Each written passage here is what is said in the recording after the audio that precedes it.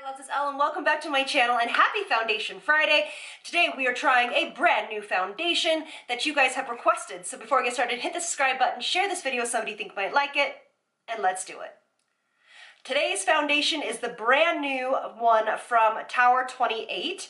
It's called Sunny Days, and let's see here. It's reef safe sunscreen, which I absolutely love. It's $30. I did get it at the Sephora. I did get it at Sephora. It's vegan, obviously cruelty free. It's safe for sensitive skin, and it says it won't cause breakouts.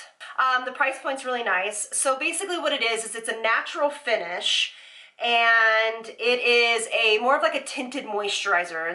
When I look at the foundation, I don't see any silicones and I don't see anything too crazy, you know, to be worried about on this one. I did get color, what color did I get? Mulholland, and I don't know, I'll let you know, I'll let you see what you think with it. Oh, what I just read is that the packaging is made with 50% recycled post-consumer resin, which actively diverts waste from landfills. I love that. Okay, great. So it says for a lighter coverage, go in with your hands, and for a little bit of a heavier coverage, put it on a damp beauty sponge or brush. And that is what we're gonna do today. We're gonna go in with a damp sponge. Now, I have only worn this once, and I don't feel like you need a primer with this. I have not given it a good wear test. I just wanted to make sure that the color was pretty darn close, which it is. And again, this is a very lightweight foundation. The first time I put it on with my hands. And for me, I don't know, I'm feeling like the sponge is giving less coverage than my hands did. So let's go back in with the hands. Woo!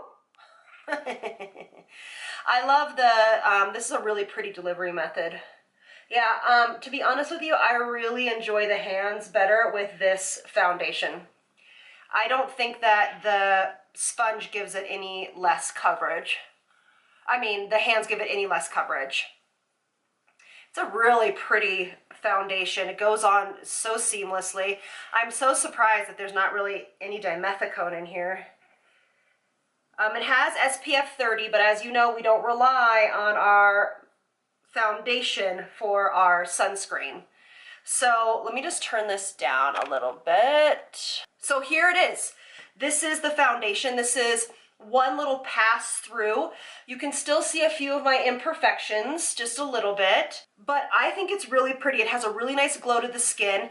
This definitely does mimic your skincare, similar to some of the other ones that we've talked about in the past, but this feels a little bit different in like a good way for a tinted moisturizer. It feels more foundation-y, if that makes any sense, but not in like a heavy bad way. It just feels like better on the skin, and it feels like it's actually covering some stuff, you know, because that's the big problem for me with tinted moisturizers is they just don't cover even just a little bit, you know what I mean, to give you that coverage that you need. I'm just adding.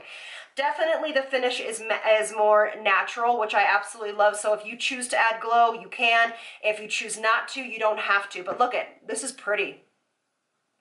This is really pretty. This has no long wearing claims, so it doesn't need to last a million hours. But what I'm gonna do is I do not powder this foundation. It does not need to be for me personally, but if you were to, you can use the Kosas cloud powder or any other baked powder that you might want to use. That's the best setting method I feel for tinted moisturizers. But look at that, pretty, right? Well done. Very, very, very nice. Okay, so let me go finish the rest of my makeup and I'll be right back. Okay, so it's on. Not one stitch of powder. Feels amazing.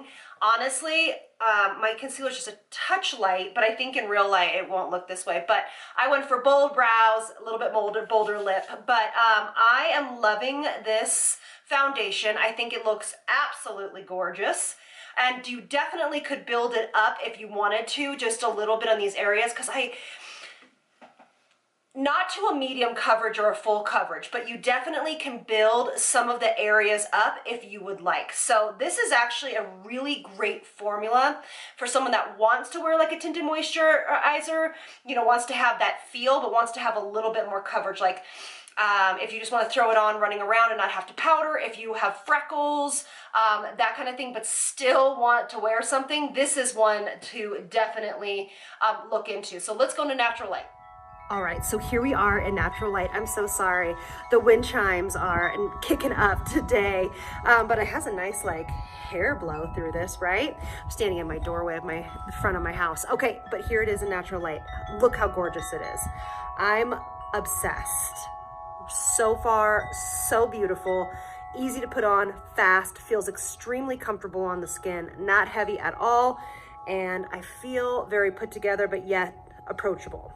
All right, so let's see how long this is going to last today, and I will get back to you. All right, see you soon. All right, so I'm just catching the last bit of light today. This is 4.5 hours of wear. I think it looks really good for 4.5 hours. But I will tell you that it does come off when you touch it. So we might need to set like the T-zone area. Like when I talk on my phone, it comes off on it. Like when I wear my sunglasses, you can see a little bit that has come off. The nose looks pretty darn good. So it's definitely not this like super long wearing, but it is a beautiful foundation. The rest of the face is holding up really, really nicely. So let's give it a few more hours and see what it looks like. All right, I am calling it. We are at a total of 8 hours of wear. It looks amazing. It is coming off of my nose. Again, like I said in the last video, it's not long wearing, but man, does it look still really, really flawless. And I absolutely love it. I can't wait to wear it again.